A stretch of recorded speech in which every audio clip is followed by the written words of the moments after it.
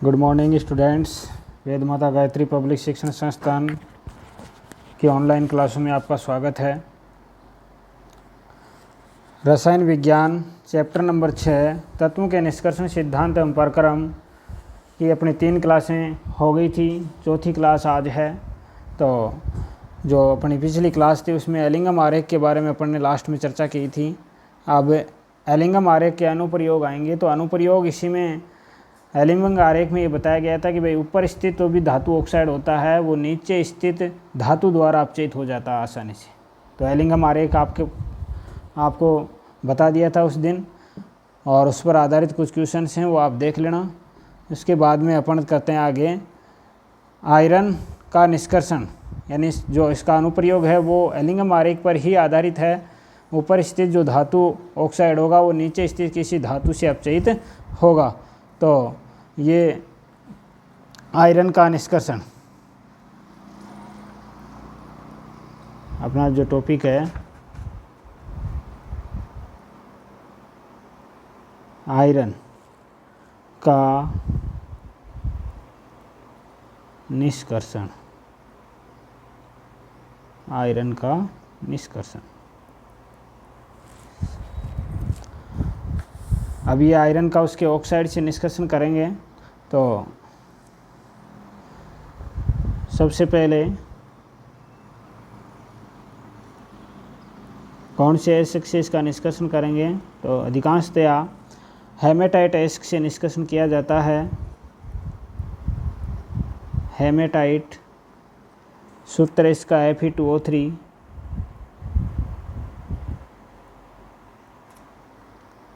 और फिर अगला जो पॉइंट है वो है सांद्रण। सांद्रण किया जाता है इसका चुंबकीय पृथक्करण विधि द्वारा। चुंबकीय पृथक्करण विधि। चुंबकीय पृथक्करण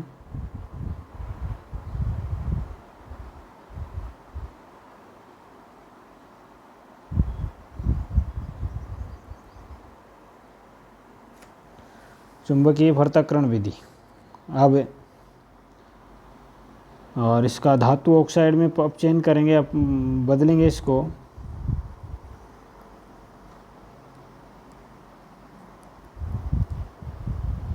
तो भ्रजन करना पड़ेगा इसका।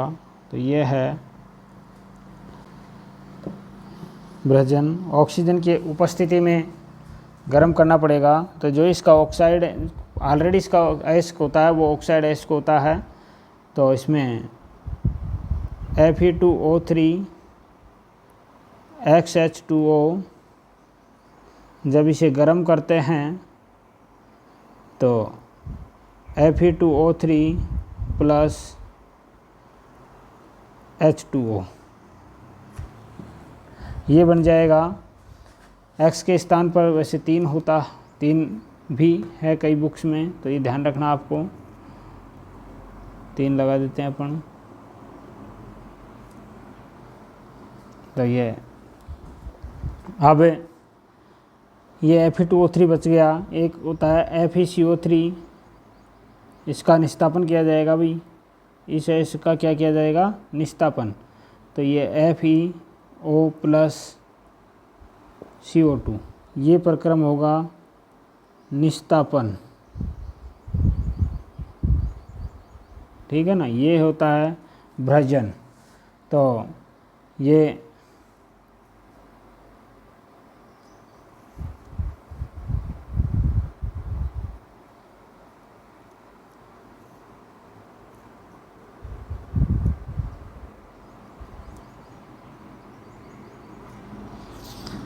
होता है निस्तापन। तो इसके द्वारा ये करना है। अब देखो आगे देखते हैं इसका जो परगलन का जो प्रक्रम है। तो यहाँ अपन टॉपिक डालेंगे परगलन। अपने पास में धातु ऑक्साइड बच गया, और धातु ऑक्साइड को जब धातु में अपचयित किया जाता है तो उस प्रक्रिया को क्या कहेंगे भाई? परगलन। और परगलन के लिए ये वात्या भट्टी का उपयोग किया जाता है। तो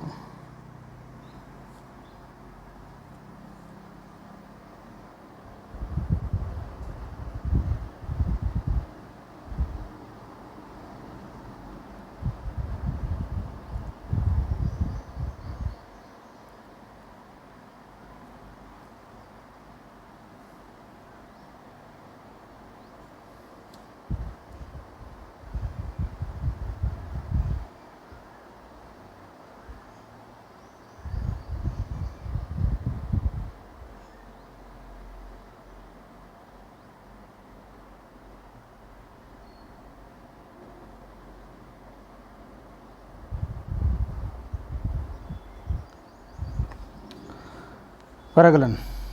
अब देखो परगलन में क्या होता है, ये वात्या भट्टी का आरेख आपके सामने है। ये जो वात्या भट्टी होती है ये ईंटों की बनी हुई होती है और अग्निशय ईंट होती हैं ये, और इसका जो तापमान होता है देखो ये ऊपर से नीचे तक इसमें दिखाई दे रहा है, देखो बढ़ रहा है ऊपर से नीचे तक। मैं समझा रहा हूँ, पहले आपको लिखना कुछ नहीं है। तो देखो ये ऊपर से नीचे तक इसका तापमान ऊपर 1070 है, फिर 1270 है, फिर 1570 है, और नीचे जा कर के 2170 के आसपास 2200 तक पहुंच जाता है। तो ऊपर से अपन यहाँ से क्या डालते हैं, इसमें चूना पत्थर, अयस्क चूना पत्थर और कोक ये डाला जाता है। इधर से एक तरफ इसमें ये इधर वायु के झोंके जाने के लिए ऑक्सीजन का झोंका भेजा जाता है। ऑक्सीजन या वायु के झोंके गर्म झोंके भेजे जाते हैं, अर्थात गर्म वायु इधर से प्रवाहित की जाती है। और यहाँ आकर के ये लोहा क्या हो जाता है, गल जाता है पूरा, और एक तरफ ठोस अपशिष्ट आ जाते हैं और दूसरी तरफ कच्चा लोहा एकत्रित हो जाता है। ठोस अपशिष्ट हल्के होने के कारण वो ऊपर रह जाते हैं, जबकि कच्चा लोहा भारी होने के कारण ये नीचे आ जाता है, तो इसको नीचे एकत्रित कर लिया जाता है। अब इसमें निष्कर्षित जो गैसें होती हैं वो CO और CO2 होती हैं। देखो 500 से 800 केल्विन ताप पर CaCO3 CaO में और CO2 में बदल जाता है, ठीक है ना। फिर Fe2O3 CO से अपचयित हो जाता है, तो Fe3O4 बन जाता है, प्लस CO2 बन जाता है। और इसके बाद में Fe3O4 CO से FeO प्लस CO2 में बदल जाता है। 900 से 1500 केल्विन टेम्परेचर पर यह अभिक्रियाएँ होती हैं। FeO प्लस CO से Fe प्लस CO2 में बदल जाता है, और कार्बन CO2 से अभिक्रिया करके CO में अपचयित हो जाता है। CaO SiO2 से अभिक्रिया करता है तो CaSiO3 बन जाता है। C प्लस O2 तो CO2 बन जाता है। ये अभिक्रियाएँ इसमें संपन्न होती हैं। तो ये जो होता है ये वात्या भट्टी है। इसके आगे अपन लिखते हैं इसको। अब आप लिखेंगे परगलन की प्रक्रिया के अंतर्गत भ्रजित अयस्क को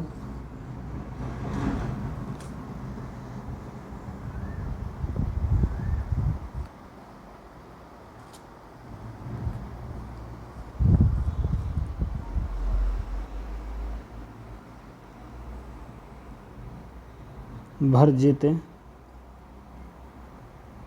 अयस्क को भर्जित अयस्क को नहीं, भर्जित अयस्क कोक, यानी कोक का मतलब कार्बन, व चूना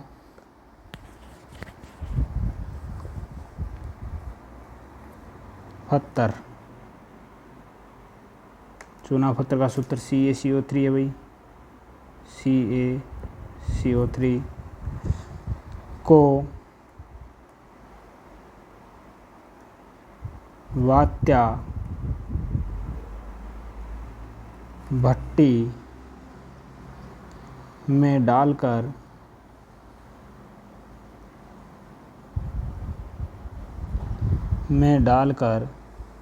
गर्म किया जाता है,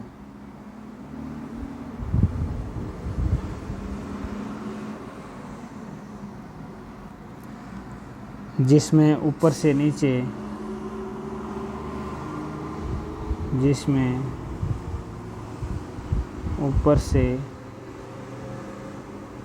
नीचे का ताप बढ़ता जाता है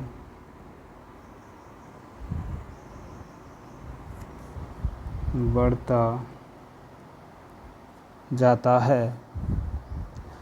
कार्बन मोनोऑक्साइड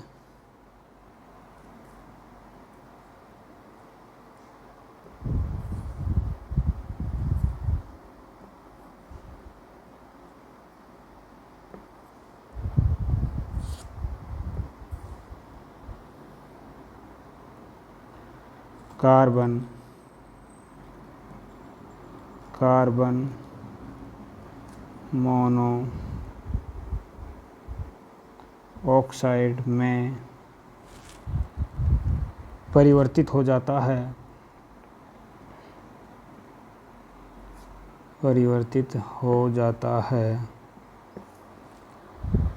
यह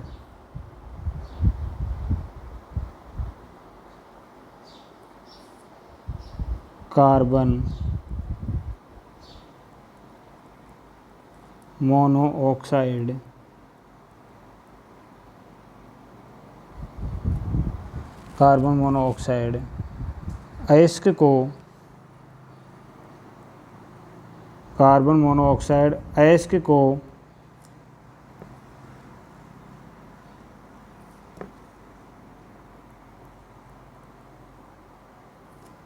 अयस्क को धातु में अपचयित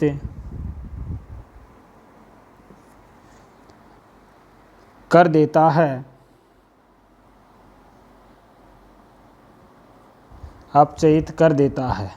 जिससे कच्चा लोहा प्राप्त होता है।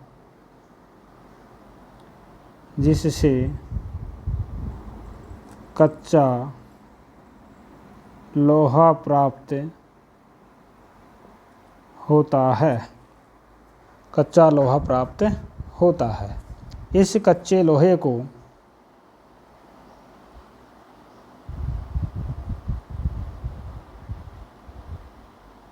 इस कच्चे लोहे में 4% कार्बन तथा अन्य अशुद्धियाँ जैसे फास्फोरस, सल्फर, सिलिकॉन, मैग्नीज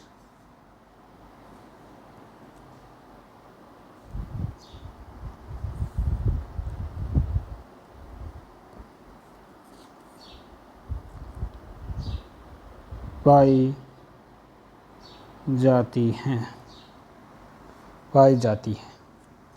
इस कच्चे लोहे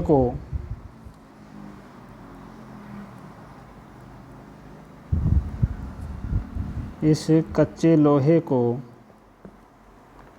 गर्म करके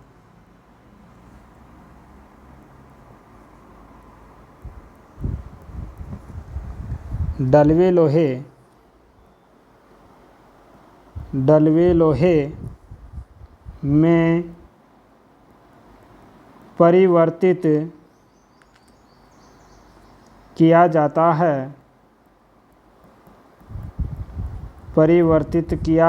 है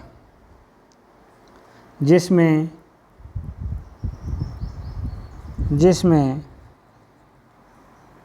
कार्बन 3% तथा 3% होता है।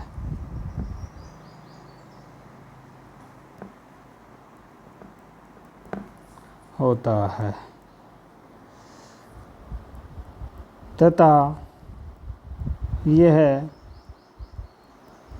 कठोर और भंगुर होता है।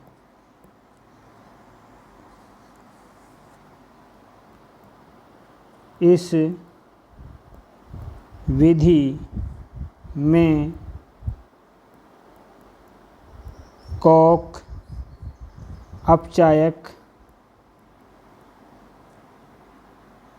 अपचायक तथा सिलिका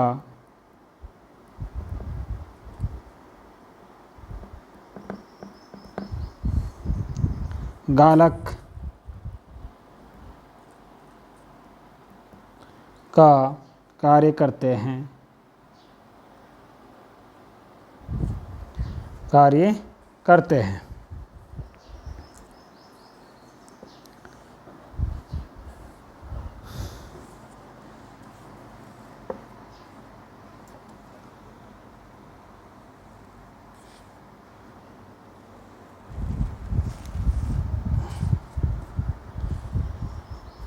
इसमें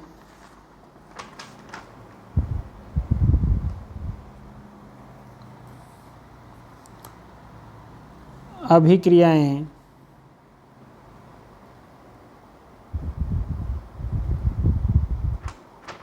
निम्न प्रकार संपन्न होती हैं।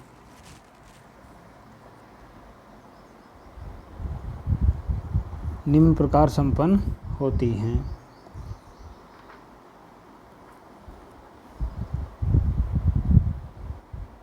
500 से 800 केल्विन ताप पर यानी निम्न ताप परिसर में, निम्न ताप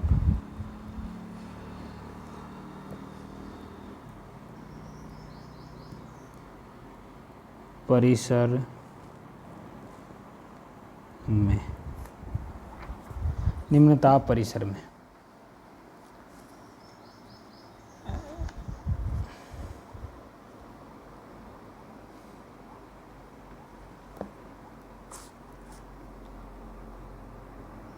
Fe2O3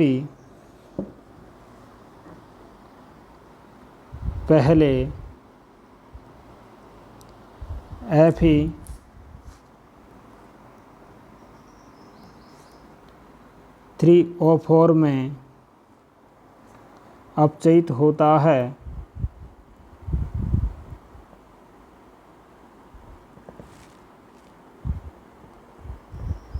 तथा बाद में FeO में तो 3Fe2O3 प्लस CO तो 2Fe3O4 plus CO2 Fe3O4 plus 4CO तो 3Fe प्लस 4CO2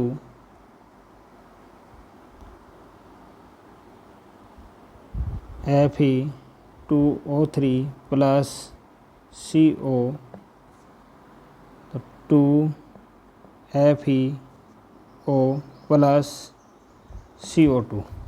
तो सबसे पहले इसमें बताया गया है कि भाई Fe2O3 CO से अपचयित होगा तो Fe3O4 बनाता है और CO2 उत्पन्न करता है। Fe3O4 CO से अपचयित होता है और Fe धातु में अपचयित हो जाता है। Fe2O3 सीधा CO से अपचयित होता है तो FeO में बदल जाता है। इस प्रकार चूना पत्थर भी CaO में अपघटित हो जाता है और सिलिकेट एसिड से अशुद्धियों को धातु मल के रूप में निकाल लेता है। तो यहाँ चूना पत्थर भी क्या हो जाता है, CaO में अपघटित हो जाता है। चूना पत्थर भी CaO में अपघटित हो जाता है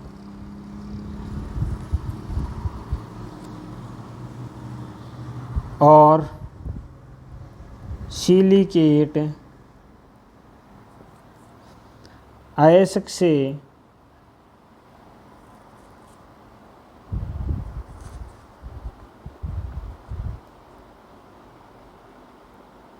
सिलिकेट अयस्क से अशुद्धियों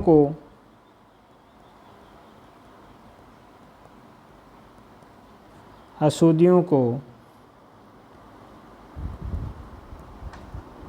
धातुमल के रूप में निकाल लेता है।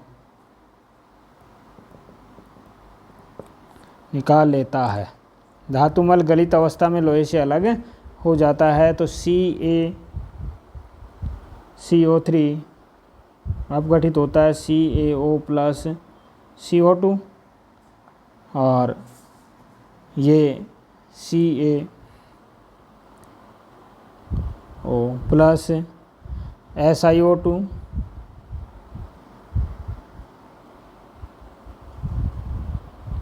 SiO2 तो CaSiO3 धातुमल ये बना लेता है। इसके बाद में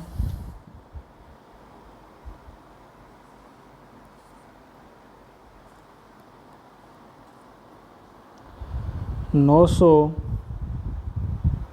से 1500 केल्विन ताप पर यानी उच्च ताप परिसर पर तो इसमें उच्च ताप परिसर में C प्लस CO2 तो ये बन जाता है CO और FeO प्लस CO तो ये बन जाता है Fe प्लस CO2। ये कच्चा लोहा होता है, इसे कहते हैं कच्चा लोहा। इसके बाद में ये अभिक्रियाएं इसमें संपन्न होती हैं और यहाँ इसी में अभिक्रिया होगी C प्लस O2 तो CO2 में बदल जाएगा ये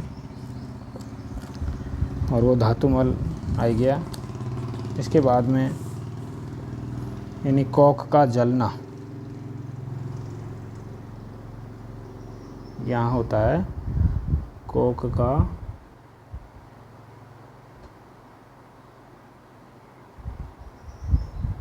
जलना। अब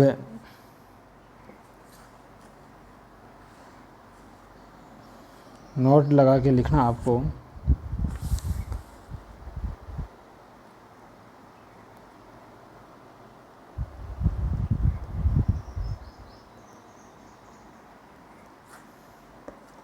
डलवे लोहे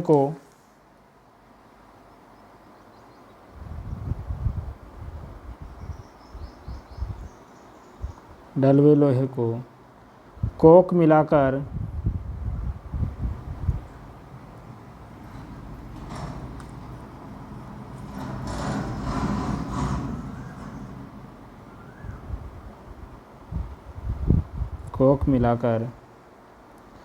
परावर्तनी भट्टी में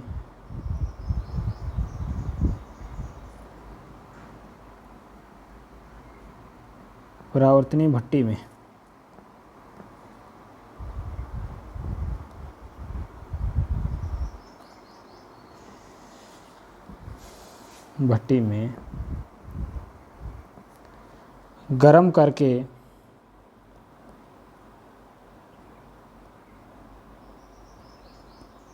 पिटवा लोहा प्राप्त किया जाता है।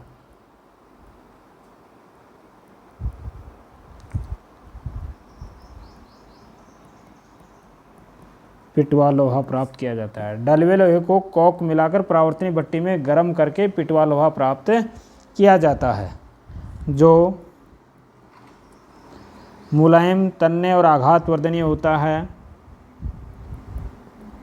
जो मुलायम, तन्ने एवं आघात वर्धनीय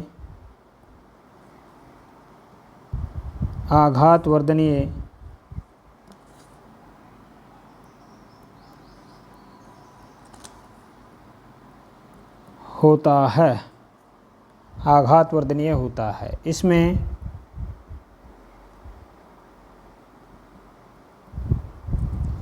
कार्बन की मात्रा 0.1% से 0.25% तक होती है। यह लोहे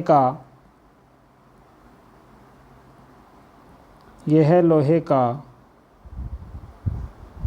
शुद्धतम रूप है, या रूप होता है। लोहे का शुद्धतम रूप होता है। ये था कि भाई वात्या भट्टी के अंदर प्रगलन किया जाता है लोहे का, और लोहे धातु का निष्कर्षण किया जाता है। इस प्रकार कच्चा लोहा, कच्चे लोहे से डलवा लोहा, डलवे लोहे से पिटवा लोहा प्राप्त किया जाता है। तो कच्चे लोहे, डलवे लोहे, इनमें अंतर बता सकते हैं आप। कार्बन की मात्रा कच्चे लोहे में 4% तक होती है, और डलवे लोहे के अंदर 3% तक आ जाती है, और फिर पिटवे लोहे में कार्बन की मात्रा 0.1 से 0.25% तक होती है। तो सबसे अच्छे किस्म का लोहा पिटवा लोहा होता है। इस प्रकार अपन ये निकाल सकते हैं। तो ये था प्रगलन।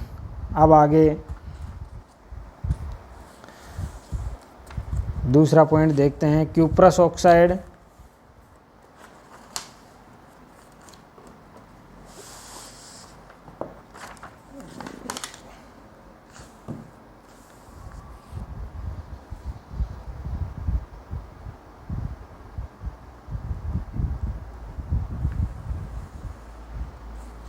क्यूप्रस ऑक्साइड Cu2O से Cu धातु का निष्कर्षण। अगला जो पॉइंट है अपना वो है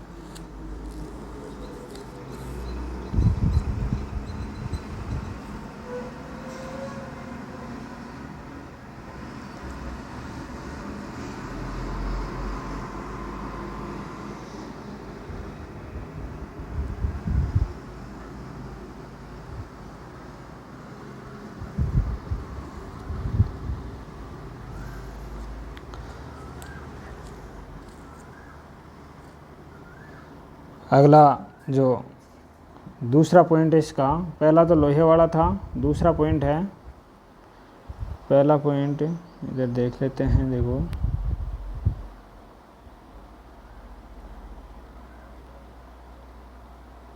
पहला, यहाँ पहला पॉइंट डाल देते हैं।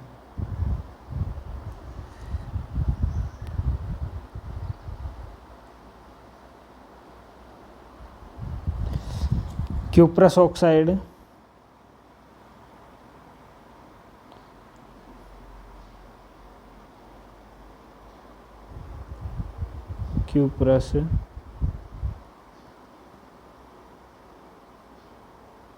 ऑक्साइड, सूत्र है इसका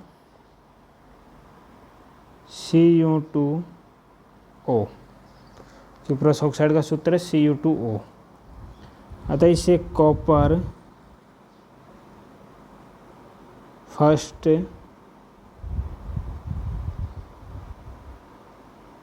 ऑक्साइड भी कहते हैं भाई, कॉपर फर्स्ट ऑक्साइड से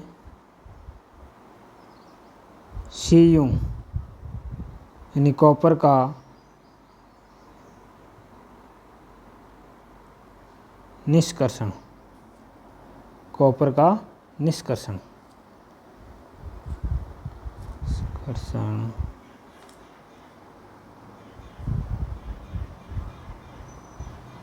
ठीक है भाई।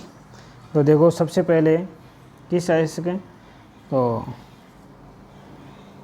पहले तो इसका अयस्क जिस प्रकार अपन ने लोहे का देखा है अयस्क, तो अयस्क होता है इसका copper pyrites CuFeS2 copper pyrites, copper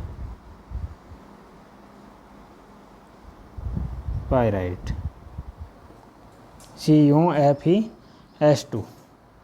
और फिर सांद्रण देखो सल्फाइड अयस्क है। सल्फाइड अयस्क तो आपको बताया हुआ है कि कौन से विधि से इसका सांद्रण किया जाता है, झाग पलवन विधि।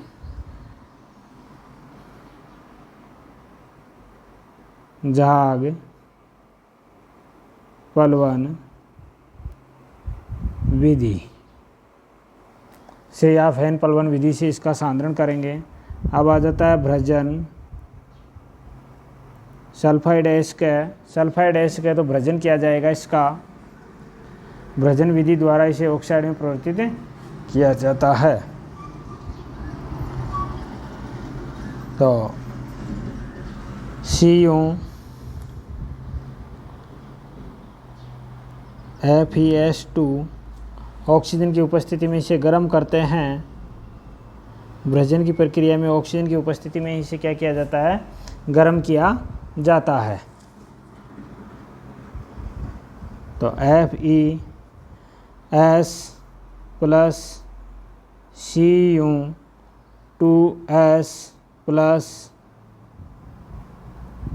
SO2 ये बनता है। इसके बाद में ये SO2 गैस यहाँ बाहर निकलती है, ठीक है ना, SO2 गैस यहाँ बाहर निकलती है। तो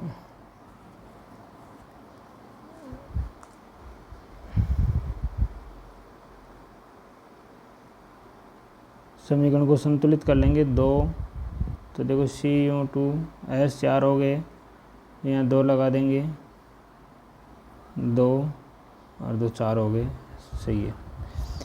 इसके बाद में FeS प्लस O2, FeS बन गया अपने पास में, तो FeO प्लस SO2, फिर SO2 गैस निकल जाएगी और Cu2S प्लस O2,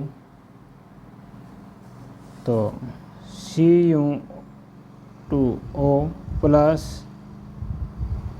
SO2 बन जाता है। तो Cu2O और SO2 बन गया। इसके बाद में ये हो गया भ्रजन। भ्रजन की प्रक्रिया यहाँ संपन्न हो जाती है।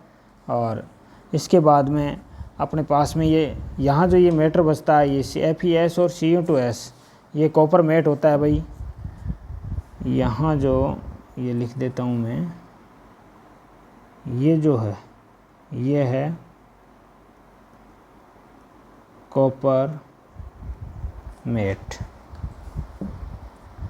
ठीक है ना। अब अगला जो पॉइंट है, 3 पॉइंट करने के पश्चात चौथा जो पॉइंट है वो है परागलन।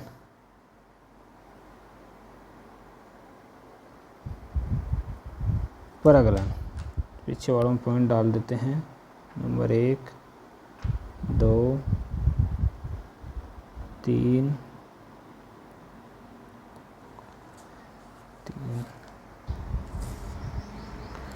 तो अब अगला पॉइंट है परागलन।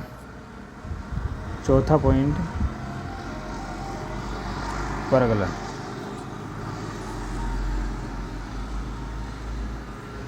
परागलन की जो परिभाषा होती है वो होती है कि भ्रजित अयस्क से या सांद्रित जो धातु ऑक्साइड होता है उससे धातु में अपचयन किया जाता है। यानी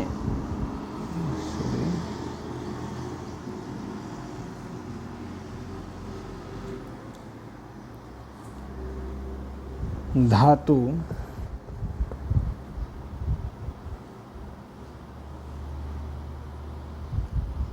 ऑक्साइड का धातु में अपचयन करने की प्रक्रिया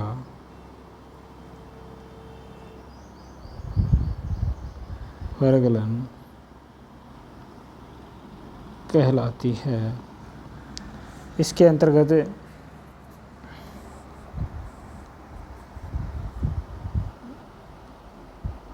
Cu2O ये विभाजन की प्रक्रिया में बन गया था क्यूप्रस ऑक्साइड Cu2O एलिंगम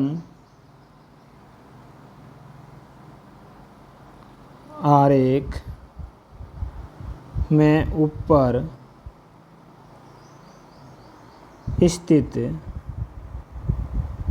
ऊपर स्थित होता है, अतः इसे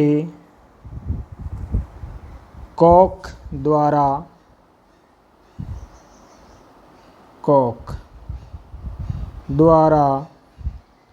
अपचयित किया जाता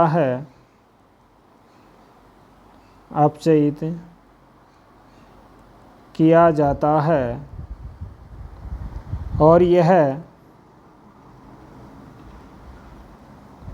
धातु में अपचयित हो जाता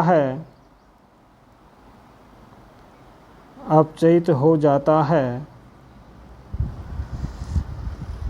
तो समीकरण है इसका Cu2O प्लस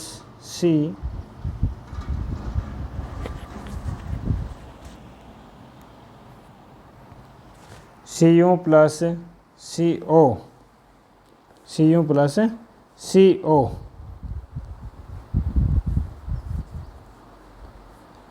लेकिन इसमें अशुद्धियाँ होती हैं। इसमें उपस्थित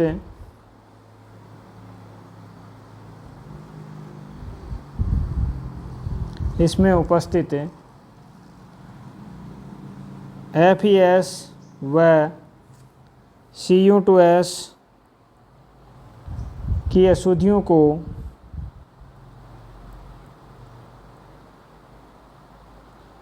अशुद्धियों को कॉपरमेट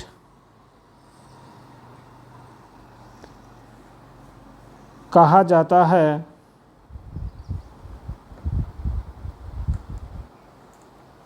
जिसमें सिलिका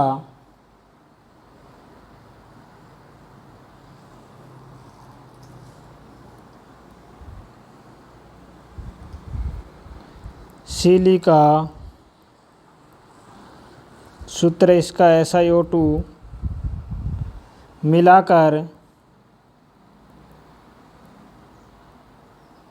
मिलाकर बेशेमर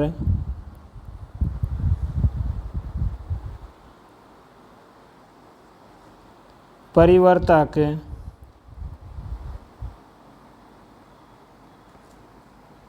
में गर्म वायु प्रवाहित करके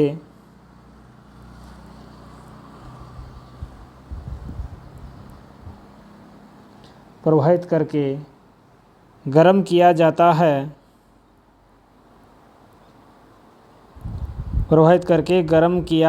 है। जिससे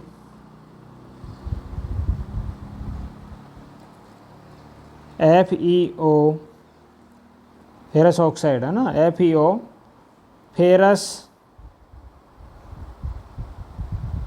सिलिकेट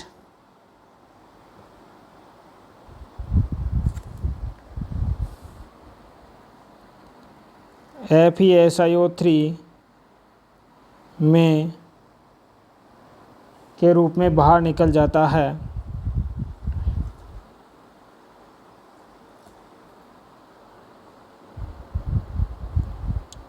के रूप में बाहर निकल जाता है।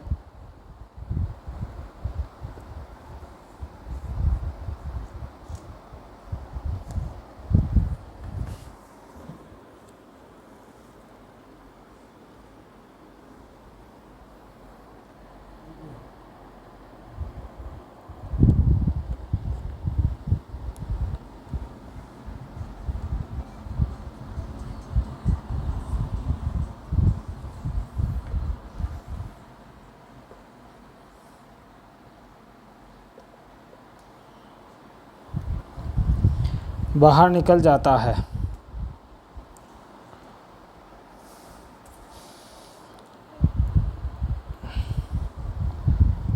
और इसमें निम्न अभिक्रियाएं होती हैं और इसमें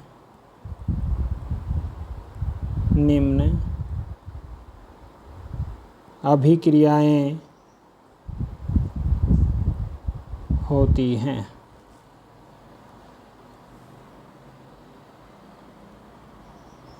FeS प्लस O2 तो FeO plus SO2, FeO plus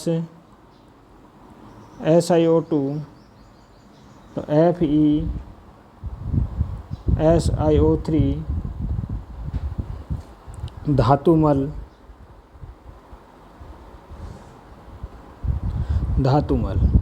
iron silicate कहते हैं इसे, या ferrous silicate.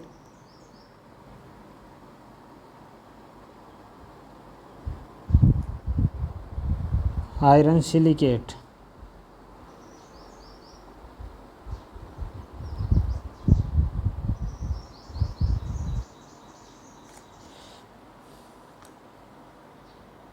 Cu2S plus O2 तो Cu2O प्लस SO2 और Cu2O प्लस Cu2S तो ये Cu में अपचयित हो जाता है। ये जो धातु है ये कॉपर धातु फफोलेदार तांबा कहते हैं जिसे, फफोलेदार तांबा इसे इसलिए कहते हैं कि इसमें से ये SO2 गैस निकलती है तो ये बुलबुलों के रूप में बाहर निकलती है, तो बुलबुले से दिखाई देते हैं। उन बुलबुलों के कारण इसे फफोलेदार तांबा कहा जाता है।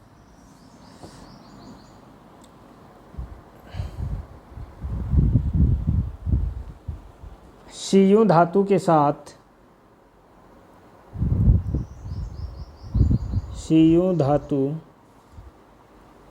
साथ SO2 गैस यानी सल्फर डाइऑक्साइड गैस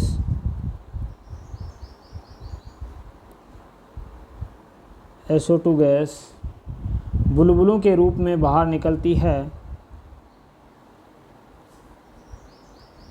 बुलबुलों के रूप में बाहर निकलती है, जिससे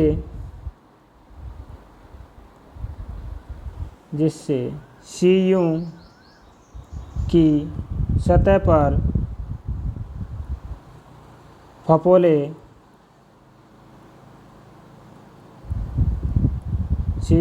पर फफोले दिखाई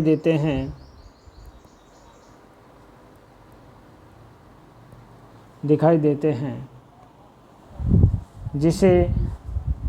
जिससे या जिस कारण इसे फफोलेदार कॉपर,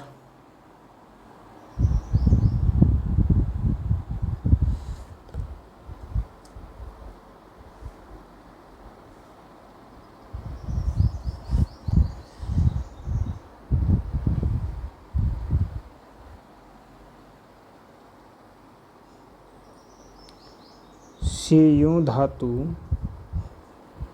के साथ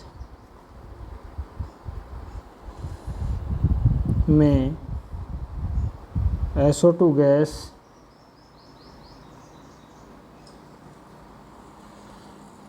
बुलबुलों के रूप में बाहर निकलती है,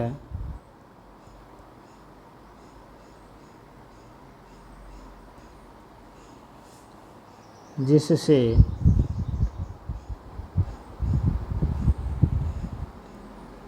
Cu की सतह पर फपोले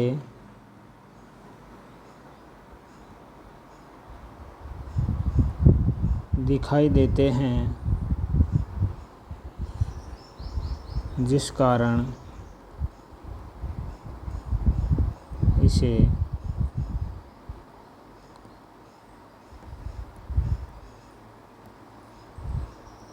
फपोलेदार कॉपर या ब्लिस्टर्ड कॉपर कहते हैं,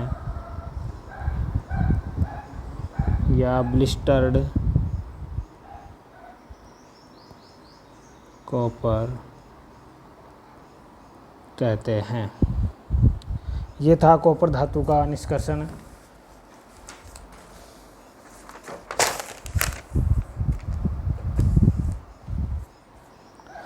अब जिंक धातु का निष्कर्षण, छोटा सा पॉइंट है। जिंक धातु का निष्कर्षण।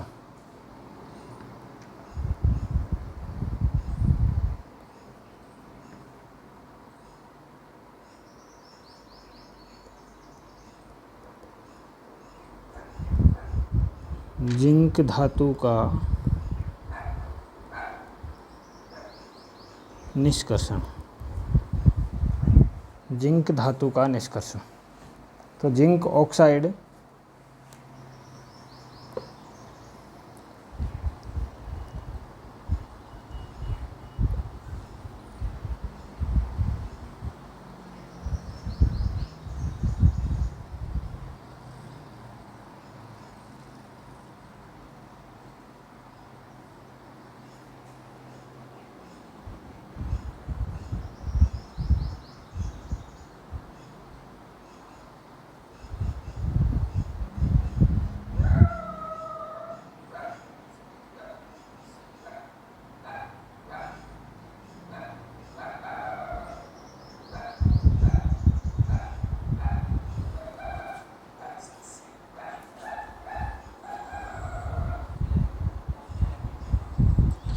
जिंक धातु का निष्कर्षण। इसमें देखो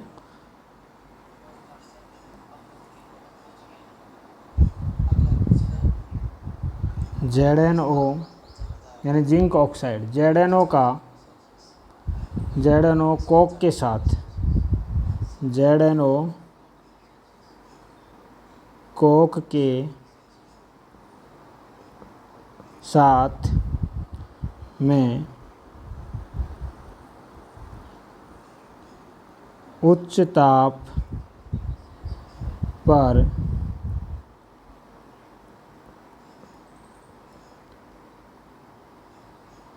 अभिक्रिया करके जिंक धातु में अपचयित हो जाता है,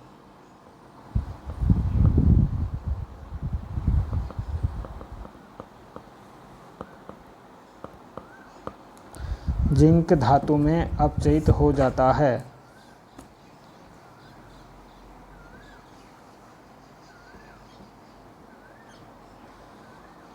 जिंक ऑक्साइड यानी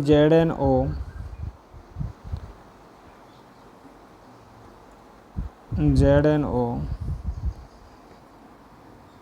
की कॉक यानी कार्बन तथा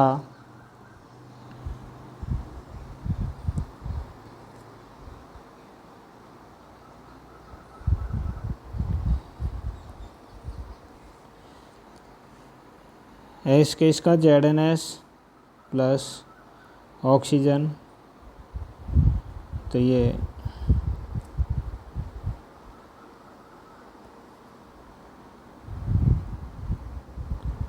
ZnO plus SO2 ZnO plus C, तो ये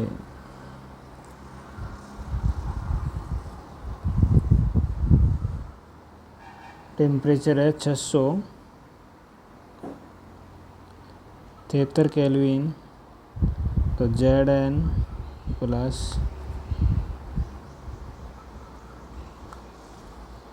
CO,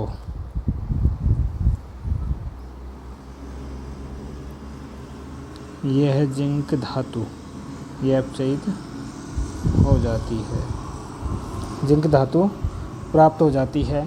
इसके बाद में ये ZnO को कॉक तथा मर्दा के साथ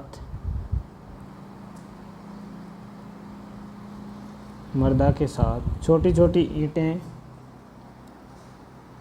जिंक साथ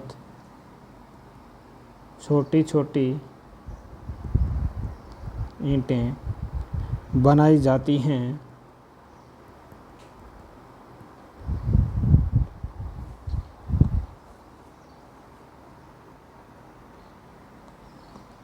छोटी छोटी ईंटें बनाई जाती हैं। इस प्रकार धातुओं का निष्कर्षण किया जाता है। तो सबसे पहले अपन ने लोहे का निष्कर्षण देखा है, दोबारा से रिपीट कर लेते हैं एक बार।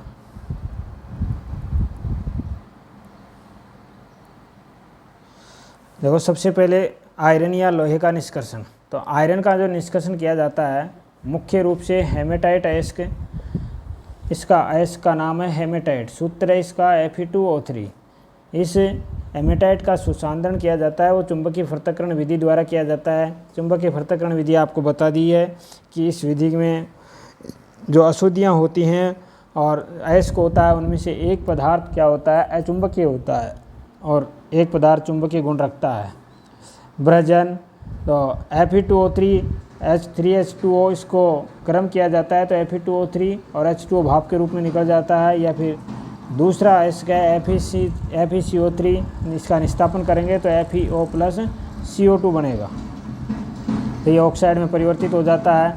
परगलन के अंतर्गत, यानी परगलन में जो वर्जित अयस्क या निस्तापित अयस्क होता है उसको वात्या भट्टी में गर्म किया जाता है और धातु में परिवर्तित किया जाता है, उस प्रक्रिया को कहते हैं परगलन। तो ये वात्या भट्टी अग्निशह ईंटों की बनी हुई होती है और इसमें ऊपर की तरफ इस अयस्क व चूना पत्थर और कॉक डालने का ये घाण होता है इसका, और एक तरफ ठोस अपशिष्ट पदार्थ निकलते हैं। ठोस अपशिष्ट पदार्थ हल्के होते हैं और कच्चा पदार्थ जो लोहा होता है वो भारी होता है, जिसका नीचे बैठ जाता है, अलग कर लिया जाता है। इस भट्टी का ताप ऊपर से नीचे जाते हैं तो बढ़ता जाता है और 2170 केल्विन तक बढ़ता है। और इसमें भ्रजित अयस्क, कॉक, कार्बन यानी चूना पत्थर CaCO3 को वात्या भट्टी में डालकर गर्म किया जाता है, जिसमें ऊपर से नीचे का ताप बढ़ता जाता है। कार्बन और कार्बन मोनोऑक्साइड में परिवर्तित हो जाता है। यह कार्बन मोनोऑक्साइड अयस्क को धातु में अपचयित कर देता है, जिससे कच्चा लोहा प्राप्त होता है। इस कच्चे लोहे में 4% कार्बन होता है और अन्य अशुद्धियाँ होती हैं, जिसमें फास्फोरस, सल्फर, सिलिकॉन, मैग्नीज आदि पाई जाती हैं। तो प्रश्न पूछा जा सकता है कि कच्चे लोहे में कार्बन कितने % होता है, 4%। कच्चे लोहे में कौन से पदार्थों की अशुद्धियाँ होती हैं, तो फास्फोरस, सल्फर, सिलिकॉन, मैग्नीज, ये बताना आपको। इस कच्चे लोहे को गर्म करने करके डलवे लोहे में परिवर्तित किया जाता है, और कच्चे लोहे को गर्म करेंगे तो वो डलवे लोहे में परिवर्तित हो जाएगा। अब डलवे लोहे में कार्बन की मात्रा 3% रह जाती है। डलवा लोहा कठोर होता है और भंगुर प्रकृति का होता है, तो डलवे लोहे और कच्चे लोहे में अंतर हो गया। कच्चे लोहे में कार्बन 4% होता है, जबकि डलवे लोहे में कार्बन 3% होता है। कच्चा लोहा थोड़ा मुलायम होता है, जबकि ये कठोर और भंगुर प्रकृति का होता है। इस विधि में कॉक, अपचायक और सिलिका गालक का काम करती है, यानी इसी गालक का मतलब एग्लनी अशुद्धियों को गलाने का काम करती है। इसके बाद में इसमें अभिक्रियाएँ निम्न प्रकार होती हैं। 500 से 800 केल्विन ताप पर निम्न ताप परिसर में अभिक्रिया होती है। Fe2O3 पहले Fe3O4 में बदलता है, अपचयित होता है। इसके बाद में FeO में तो Fe2O3 CO से अभिकृत अपचयित होकर के Fe3O4 में बदल जाता है। Fe3O4 फिर CO से अपचयित होता है, तो Fe धातु में होता है और CO2 बाहर निकलती है। Fe2O3 CO से अपचयित होकर के FeO बनाता है, यानी कि आयरन ऑक्साइड बनाता है, फेरस ऑक्साइड बोलते हैं इसे। चूना पत्थर भी CaO से अभिक्रिया करके, देखो चूना पत्थर CaO में अपघटित हो जाता है गर्म करने पर, और सिलिकेट ऐश से अशुद्धियों को धातु मल में बदल देता है, तो ये कैल्शियम सिलिकेट बना लेता है। 900 से 1500 केल्विन ताप पर यानी उच्च ताप परिसर पर कोक का जलना, कार्बन जलेगा CO2 की उपस्थिति में, तो CO बन जाता है, और FeO प्लस CO से अभिक्रिया करके Fe धातु में अपचयित हो जाता है। यह है कच्चा लोहा CO2। C plus O2 CO2 में बदल जाती है, कार्बन जलता है तो CO2 सीधा बदल जाता है। डलवे लोहे को कोक मिलाकर परावर्तनी भट्टी में गर्म करके पिटवा लोहा प्राप्त किया जाता है। यानी डलवे लोहे को किस भट्टी में गर्म किया करके पिटवा लोहा प्राप्त करते हैं? परावर्तनी भट्टी में। क्या मिलाया जाता है? कोक, जो मुलायम और तन्य और आघातवर्धनीय होता है। पिटवा लोहा मुलायम होता है, तन्य होता है, आघातवर्धनीय होता है, जबकि डलवा लोहा होता है वो कठोर होता है, भंगुर प्रकृति का होता है। इसमें कार्बन की मात्रा 0.1 से 0.25% तक होती है। लोहे का शुद्धतम रूप माना जाता है, तो लोहे का शुद्धतम रूप पिटवा लोहा है। क्यूप्रस ऑक्साइड यानी Cu2O कॉपर फर्स्ट ऑक्साइड का Cu धातु में निष्कर्षण या कॉपर में निष्कर्षण एस का CuFeS2 कॉपर पायराइड्स सांद्रण इसका झाग प्रवहन विधि द्वारा क्यों करते हैं? क्योंकि ये सल्फाइड एस का भ्रजन है। CuFeS2O2 तो FeS2 प्लस Cu2O, इसे कॉपर मेट भी कहते हैं भाई। SO2 FeS प्लस O2 तो FeO plus SO2, Cu2S plus O2 तो Cu2O प्लस SO2। अब आता है परगलन। धातु ऑक्साइड का धातु में अपचयन करने की जो प्रक्रिया होती है वो परगलन होता है। परगलन वात्या भट्टी में किया जाता है। Cu2O एलिंगम आरेख में ऊपर स्थित होता है, तो इससे नीचे कार्बन कोक द्वारा अपचयित किया जाता है। ये धातु में अपचयित हो जाता है। Cu2O C से अभिक्रिया करता है, तो Cu2O प्लस C तो Cu प्लस CO। लेकिन इसमें अशुद्धियाँ होती हैं। इसमें उपस्थित FeS और Cu2S की जो अशुद्धियाँ होती हैं जिन्हें कॉपर मेट कहा जाता है। सिलिका SiO2 मिलाकर बेशमर परिवर्तक में गर्म वायु प्रवाहित करते हैं, तो ये SiO2 गालक का काम करेगा भैया, जिसमें FeO फेरस सिलिकेट में बदल जाता है या इसके रूप में बाहर निकल जाता है। तो इसमें ये अभिक्रियाएँ संपन्न होती हैं। FeS प्लस O2 FeO में बदल जाता है, यानी फेरस ऑक्साइड में बदल जाता है। SO2 में बदल जाता है, सल्फर ऑक्साइड। और ये FeO SiO2 से अभिक्रिया करके FeSiO3 बनाता है। Cu2S प्लस O2 तो Cu2O plus SO2, Cu2O plus Cu2S तो Cu प्लस SO2 में बदल जाता है।